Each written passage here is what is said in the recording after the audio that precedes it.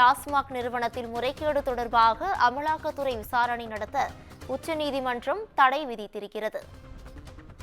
தமிழ்நாடு அரசு மற்றும் டாஸ்மாக் நிர்வாகம் தாக்கல் செய்த மேல்முறையீட்டு வழக்கில் உச்சநீதிமன்றம் தலைமை நீதிபதி அமர்வு ஒரு உத்தரவை பிறப்பித்திருக்கிறது.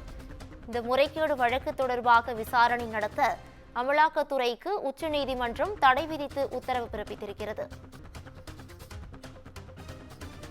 டாஸ்மாக் நிறுவனத்தில் முறைகேடு தொடர்பாக அமலாக்கத்துறை விசாரணை நடத்த உச்சநீதிமன்றம் தடை விதித்து உத்தரவை பிறப்பித்திருக்கிறது. திமுக அமைப்பு செயலாளர் RS பாரதி இணைப்பில் இருக்கிறார். வணக்கம் சார், இது பற்றிய உங்களுடைய கருத்துக்களை பதிவு பண்ணலாம். இடி என்பது பிஜேபி இல்லாத அரசியல் ஆளுகிற மாநிலத்தை பழிவாங்கும் நோக்கத்தோடு செயல்படுகிறது என்பதை பலமுறை பிஜேபி அல்லாத கட்சிகள் தொடர்ந்து சொல்லி வருகின்றன.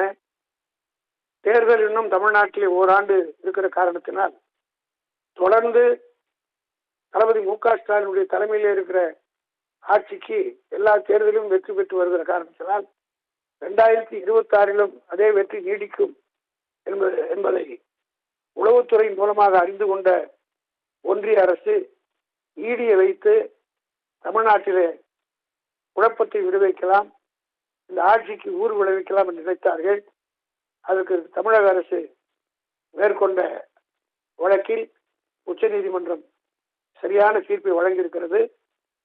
அந்த தீர்ப்பு உள்ளபடியே இதற்கு பிறகு ஈடியை அனாவசியமாக எதிர்க்கட்சியின் மீது திருப்பாமல் நியாயமாகவும் நேர்மையாக ஒரு ஆட்சி நடத்துவதற்கு ஒன்றிய அரசு இனியாவது தீர்ப்பு பிறகாவது தன்னை திருப்பிக் கொள்ள வேண்டும்.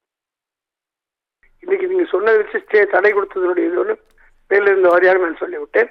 ஜட்ஜ்மெண்ட்ல என்ன வார்த்தைக்கு வார்த்தை சொல்லியிருக்கிறார் என்பதை படித்து பார்த்து சொல்ல முடியும். ஓகே, நன்றி சார்.